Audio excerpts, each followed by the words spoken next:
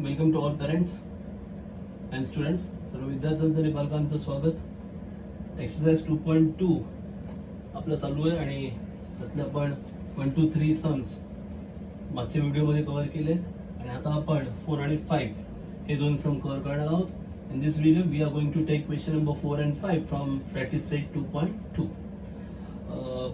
Now this diagram is for question number 5. So let me tell you question number 4. It's a pretty easy sum and that you have to solve on your own. तुम्ही स्वतः सोडू शकता प्रश्न क्रमांक 14 कारण तो फारच सोपा प्रश्न आहे. काय आहे तेवढं फक्त सांगतो. In ABC, in triangle ABC, point M is the midpoint of side BC. M is the midpoint of side BC, and then they have given AB square plus AC square is equal to 290. AM is given as 8. We have to find BC. फार साधं सोपं गणित आहे. असं आहे ते.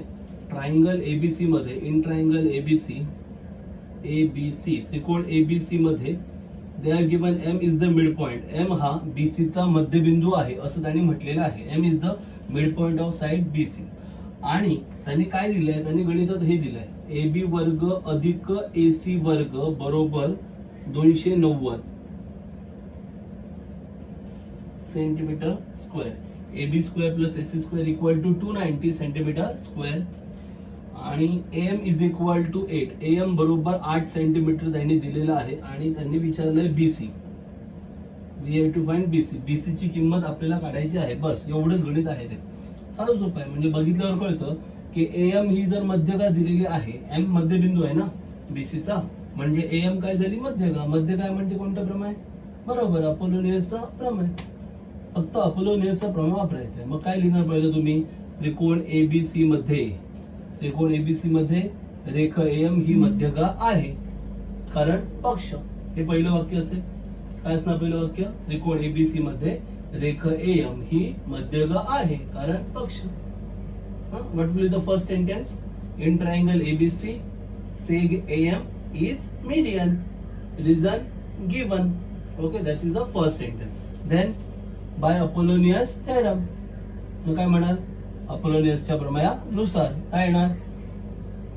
AM मध्य काय ना, कुठून निघाले? A मधून. मग A जवळ कोणत्या बाजू आल्या आहेत? AB आणि AC. मग काय लिहिणार तुम्ही?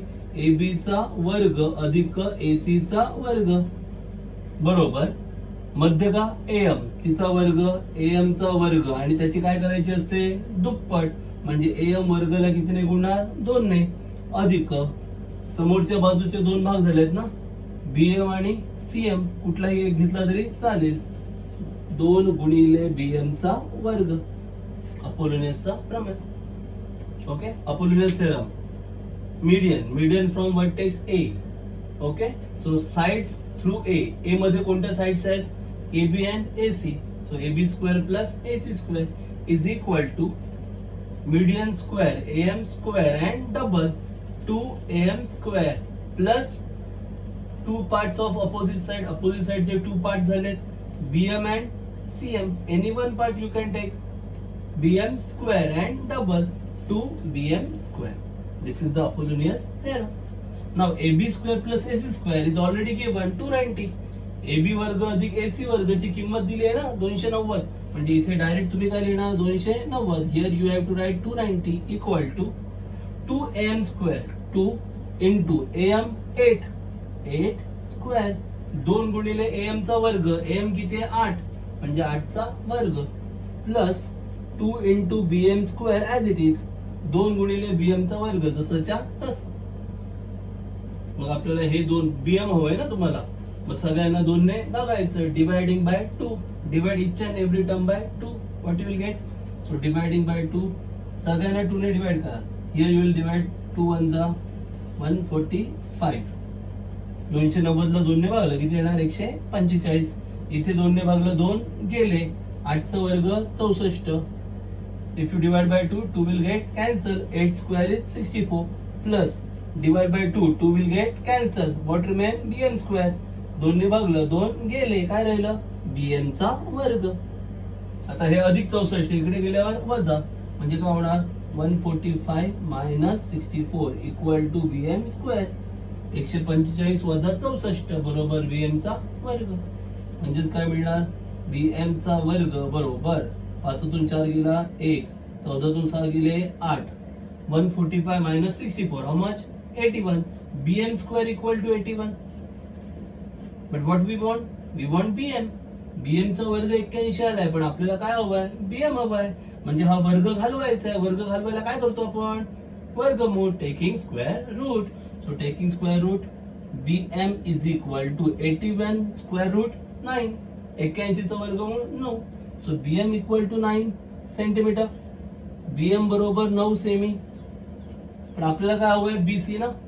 What we want? BC. Now it's pretty easy. BM is half of BC. BM कसं आहे? BC च्या हाफ आहे. म्हणजे BC कसं आहे? BM च्या डबल आहे. BM is half of BC. That means BC is 2 times BM. So easily you can write BC is equal to 2 into BM. So that is 2 into 9, 18 centimetre. बरोबर. BM कसं आहे? BC च्या अर्ध आहे ना. म्हणजे बीसी कसं आहे? बीएम च्या दुप्पट आहे. दुप्पट म्हणजे कितीने गुणायचं? 2 ने. म्हणून बीसी बरोबर 2 गुणिले बीएम. मग 2 गुणिले 9, 9 दुने 18 सेमी. काय डाऊट आहे? एकदम साधं सोपं गणित आहे, काही कठीण नाही. Okay, very easy sum. So let's proceed to the last sum from this exercise, that is question number 5. या एक्सरसाइज मधलं सगळ्यात शेवटचं गणित, गणित क्रमांक 5 कडे जाऊया. फार सोपं गणित आहे. Okay, in the figure, point T is in the interior of rectangle PQRS. PQRS is given as rectangle. PQRS is rectangle. T is interior. We have to prove that. Just we have to prove that. This is to prove. Okay, and that is sadhya. TS square plus TQ square is equal to TP square plus TR square.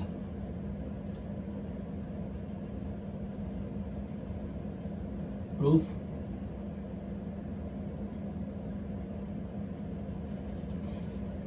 बघा काय म्हणतायत, हा जो PQRS आहे तो आयत आहे असं म्हटलंय. तो आयत आहे. T हा बिंदू आयताच्या अंतर्भागात आहे, म्हणजे आतमध्ये आहे, आणि त्यांना हे सिद्ध करून हवं आहे. त्यासाठी त्यांनी एक रचना दिली आहे. Construction is given, but we are not going to use that construction. पण आपण ते कन्स्ट्रक्शन यूज करणार नाही. त्यांनी एक कन्स्ट्रक्शन दिलंय that they have given line AB passing through point T. They have given line AB passing through point T and which is parallel to SR. त्यांनी असं दिलंय की AB ही रेषा दिली आहे जी T या बिंदूतून जाते आणि या SR ला समांतर अशी एक रेषा काढायला त्यांनी सांगितलेली आहे, आणि त्याचा वापर करून हे आपण सिद्ध करू शकतो. पण ती रचना करून थोड्या स्टेप वाढतात, बरोबर. मग त्या स्टेप कमी करण्यासाठी आणि सोपं काढण्यासाठी आपण वेगळी एक पद्धत वापरतोय, ज्यामध्ये आपण अपोलोनियसच्या प्रमेयाचा वापर करून हे सिद्ध करायचा प्रयत्न करणार. ते फार सोपं पडणार आपल्याला. Okay, so they have given construction in question. They have given construction that line AB is parallel to SR and that line is passing through point T. But no need to use that construction. Without using that construction, we can solve this problem. Okay, without using that construction. Construction is for what? For helping us to prove. Construction कशासाठी असतं? आपल्याला proof easily मिळावं म्हणून ते देतात, बरोबर. पण इथे काय होत आहे, ते कन्स्ट्रक्शन वापरून इझी आहे, पण स्टेप्स वाढत आहेत. Okay, steps are increasing. So that's why we are not using that construction. We are just using Apollonius theorem and some basic properties of rectangle. आपण आयताचे काही गुणधर्म वापरणार आहोत आणि अपोलोनियसचा प्रमेय वापरणार, जेणेकरून आपल्याला पटकन हे गणित मिळेल. कमी स्टेप्स मध्ये हे गणित करायचं आहे. Is that clear? Okay, now first of all we have to write quadrilateral PQRS is rectangle given. Okay, चौकोन PQRS हा आयत आहे, कारण पक्ष गिवन. हा आयत आहे कारण पक्ष.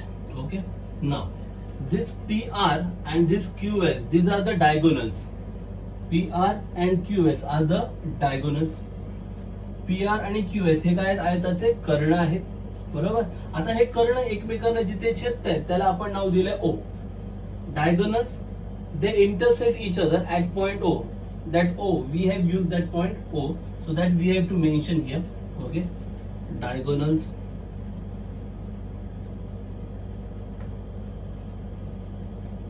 PR and QS intersect at point O. Karna PR व QS परस्परांना O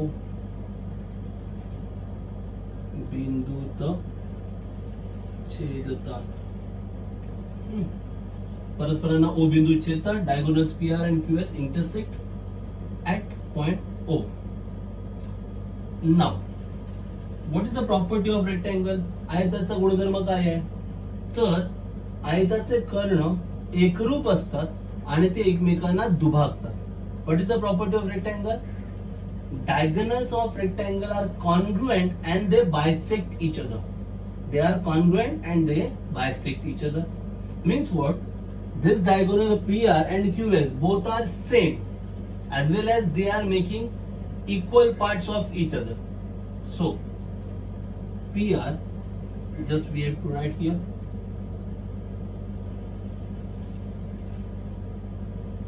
PR is equal to QS. Reason, diagonals of rectangle are congruent. आयताचे कर्ण एकरूप असतात. आयताचे कर्ण एकरूप असतात. Okay, now I will not waste time in stating the reasons. Okay, in writing reasons, sorry, I'll speak reasons. You have to write reasons over there. आता याच्या पुढे काय करणार, मी ते रिझन्स लिहिणार नाही. इथे लिहिण्याचा वेळ मी वाचवतोय. मी फक्त तोंडी तुम्हाला सांगेन ते कारण, तुम्ही मात्र लिहिताना ते कारण पण लिहायचे. तर मी इथे कारण लिहिणार नाहीये, पण मी सांगणार आहे. तुम्ही ऐका ती कारण मी काय सांगतोय आणि या स्टेपच्या समोर ते कारण मात्र लिहायचं. Okay, so PR equal to QS. Why? Because diagonals of rectangle are congruent. PR आणि QS सेम का आहेत? कारण आयताचे कर्ण एकरूप असतात. Okay, now also they bisect each other. ते एकमेकांना दुभागतात. दुभागतात म्हणजे काय? एकमेकांचे समान भाग करतात. Now since they are equal, their half part is also equal, so therefore you can write half of PR is equal to half of QS. Suppose number 1. Same आहेत म्हणजे यांचे अर्धे अर्धे भाग पण सेम असणार. ओके, नाउ एकमेकांना दुभागतात याचा अर्थ काय होतो की हा जो PR आहे त्याचे दोन भाग होत आहेत. कुठले? OP आणि OR.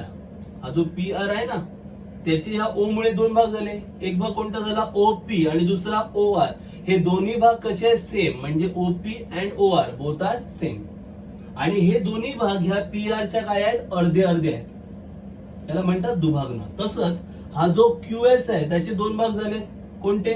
OS आणि OQ. हा OQ आणि हा OS हे दोघं पण सेम आहेत आणि ते दोघं पण या QS च्या अर्धे अर्धे आहेत. कळतंय? म्हणजे आपण काय लिहू शकतो? आयताचे कर्ण एकमेकांना काय करतात? दुभागतात. बरोबर ना? अल्सो तसेच QS चे दोन भाग OS आणि OQ. OQ बरोबर OS बरोबर 1/2 QS, याला देऊया क्रमांक 2.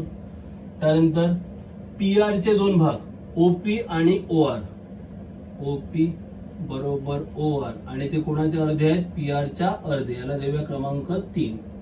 Number 3. Okay, QS, two parts of QS, OS and OQ. So OQ and OS both are same and half of QS. Similarly, PR, two parts of PR, OP and OR, half of P R. Reason diagonal bisect each other. इथे काय लिहिणार?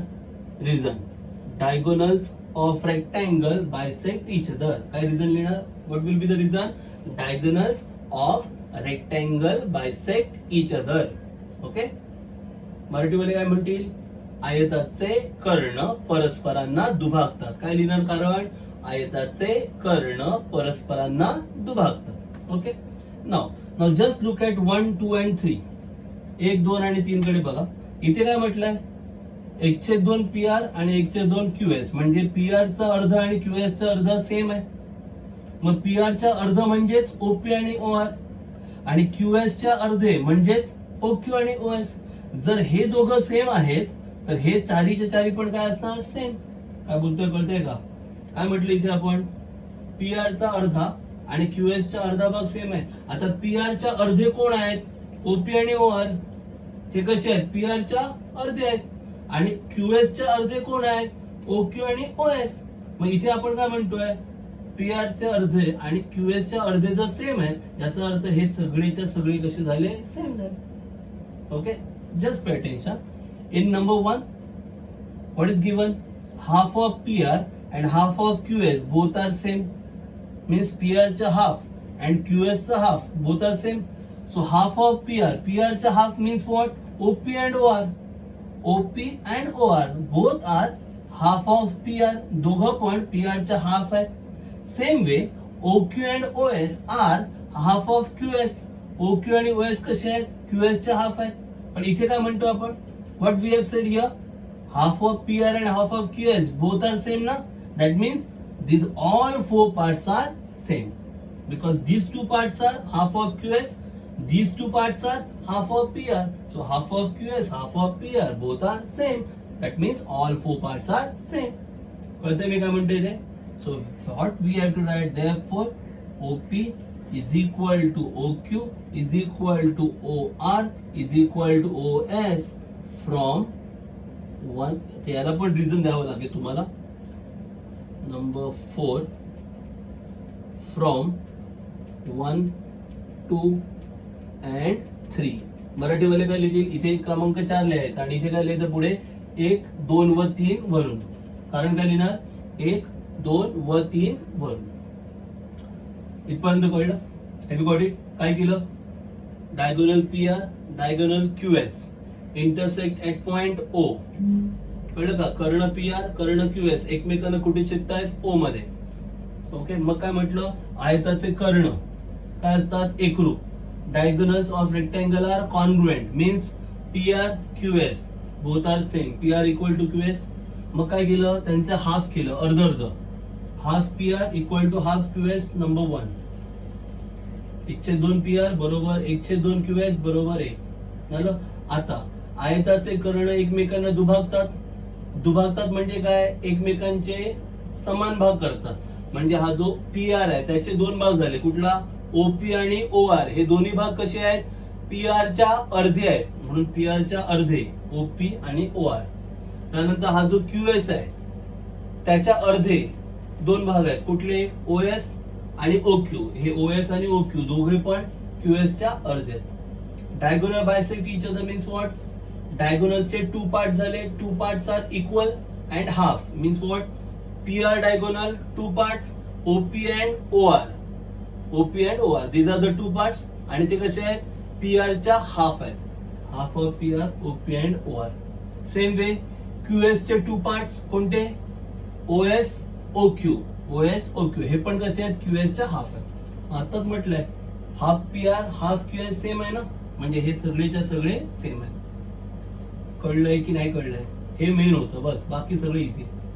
Is that clear? Okay. Now Apollonius theorem असं मगाशी म्हणालो मी, बरोबर. आता अपोलोनियसचा प्रमेय कधी वापरतात? त्रिकोणामध्ये मध्यगा दिली असेल तर.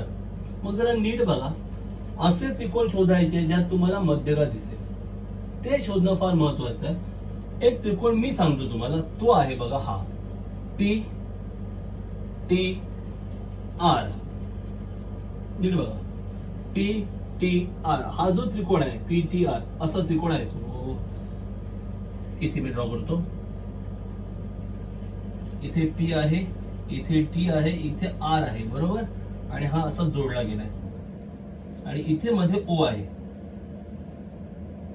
बघा, पी टी आर असा जोडला गेलाय, बरोबर, आणि हा दिसतो इथे मध्ये ओ, ह्या पी आर बाजूवर हा ओ आहे, पी आर वर हा ओ तुम्हाला दिसतोय.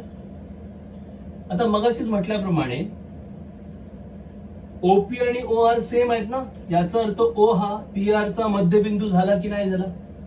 Just now we said OP and OR are same. That means O is midpoint, na? Midpoint of PR. So if O is midpoint of PR, what about OT? OT is the median. Are you getting it? जर O हा PR चा मध्यबिंदू आहे म्हणजे ही OT काय झाली, मध्यगा. मध्यगा आली म्हणजे कोणतं प्रमेय आलं, अपोलोनियसचा प्रमेय. So here we can use Apollonius theorem. कळलं? म्हणजे तो ट्रायंगल कळला पाहिजे कुठे आपण अपोलोनियसचं थेरम वापरणार. You should know that triangle where we have to use Apollonius theorem. तो त्रिकोण कळलं पाहिजे की कुठे आपल्याला प्रमेय वापरायचं. तर सरळ आहे, पी टी आर हा जो त्रिकोण आहे, ह्या त्रिकोणामध्ये ओ हा पी आर चा काय आहे, मध्यबिंदू आहे, म्हणजे ओटी ही काय झाली, मध्यगा. In triangle P T R O is midpoint of PR. That means TO or OT is the median, so you can apply Apollonius theorem very easily. One more triangle, अजून एक त्रिकोण तुम्हाला निवडायचा आहे, आता तुम्हाला जमेल.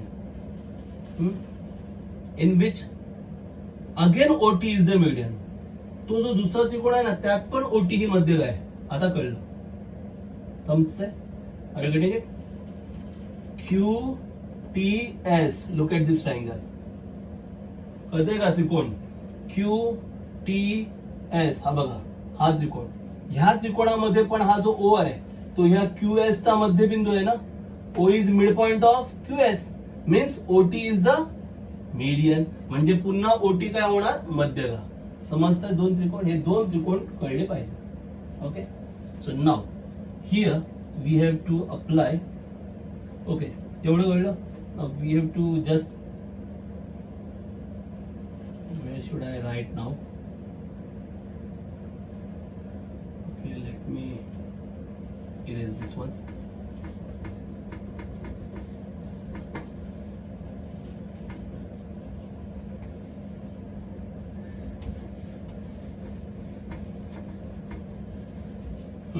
Okay, so which triangle we are taking?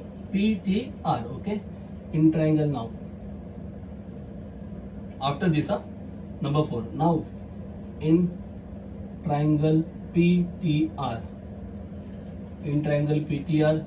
seg TO is median.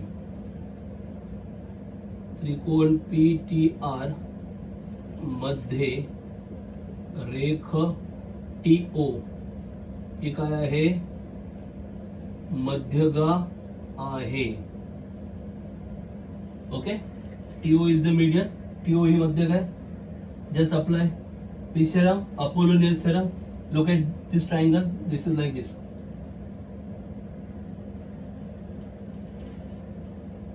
P T R O. So TO is the median. TO ही मध्यक आहे ना, पण ती कुठून आली आहे, T मधून ना. वर्टेक्स T मधून, शिरोबिंदू T मधून निघाली आहे. सो टू साइड्स आहेत T. T जवळ कोणत्या बाजू आहेत, TP and TR. So what you have to write? TP square plus TR square. So just write TP square plus TR square is equal to Apollonius theorem. Everybody knows TP square plus TR square is equal to 2 into median square, median TO square, plus 2 into half of PR, means you can select OP or you can take OR, any one part, OP or OR, any one part. 2 into OP square. TP square plus TR square equal to 2 into TO square plus 2 into OP square. This is number 5. And reason we have to write.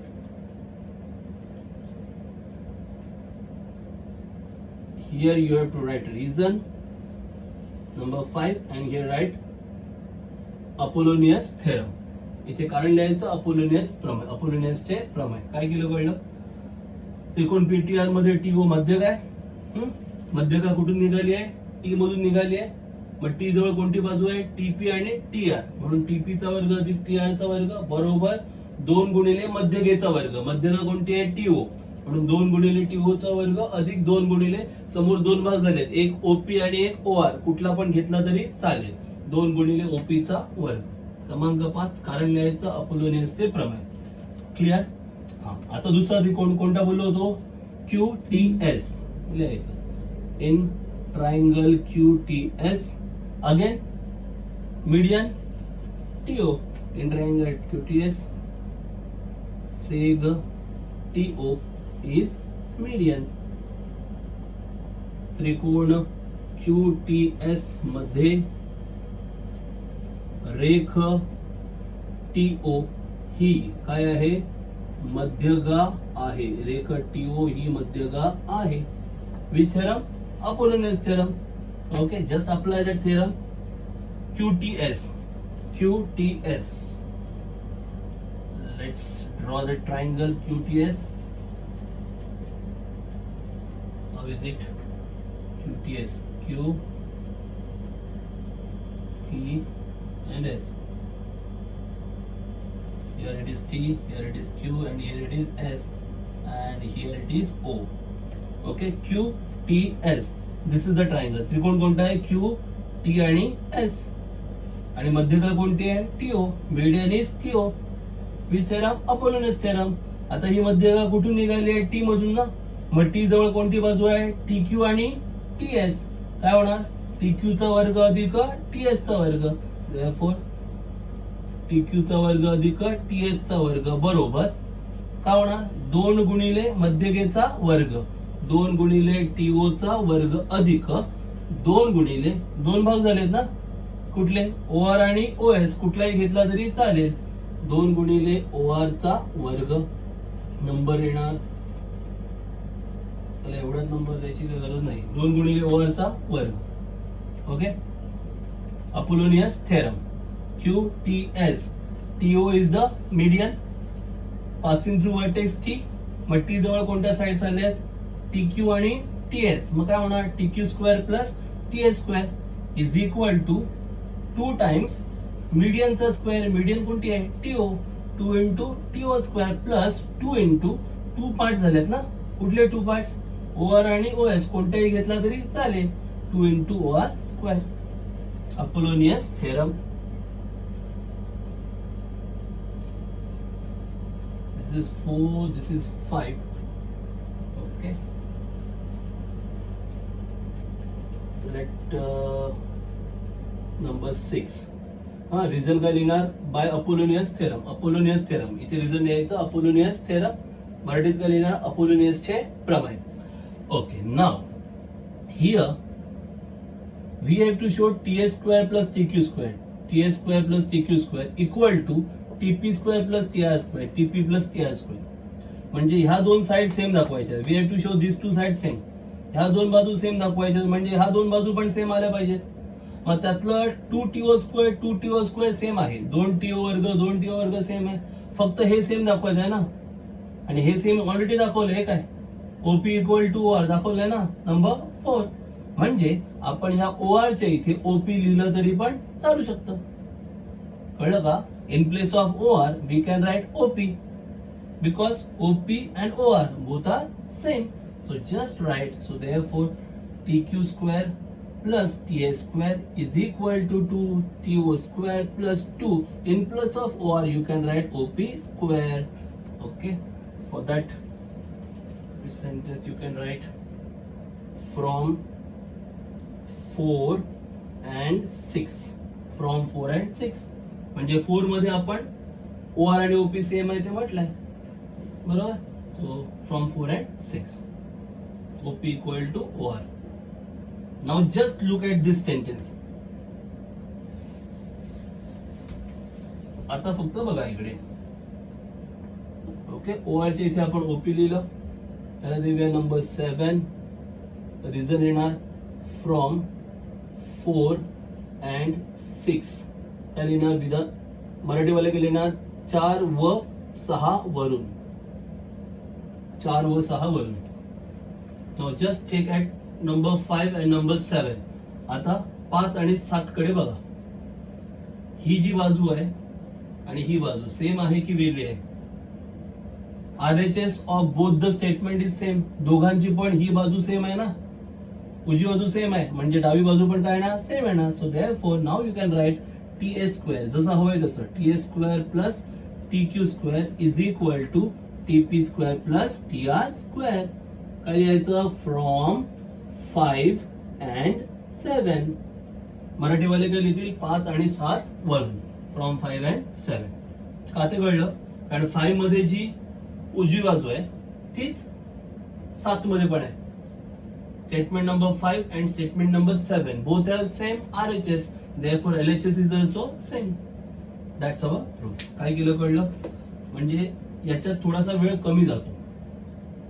कळतंय? जर तुम्ही other way गेलात म्हणजे parallel लाईनचं construction जर केलं, समांतर रेषा काढली AB, तर त्याच्यामध्ये तो चौकोन आयत दाखवणं, मग प्रत्येक त्रिकोणामध्ये पायथागोरसचा प्रमेय वापरणं, मग ते 4 त्रिकोण निवडावे लागतात, त्या पायथागोरस वापरावं लागतं, मग त्यांची बेरीज करावी लागते, म्हणजे स्टेप्स वाढतात. Okay, if you go by that construction method, line AB, then you have to show that quadrilateral rectangle, then you have to show 4 right angle triangles, and in those 4 right angle triangles you have to apply Pythagoras theorem, and then you will get the answer.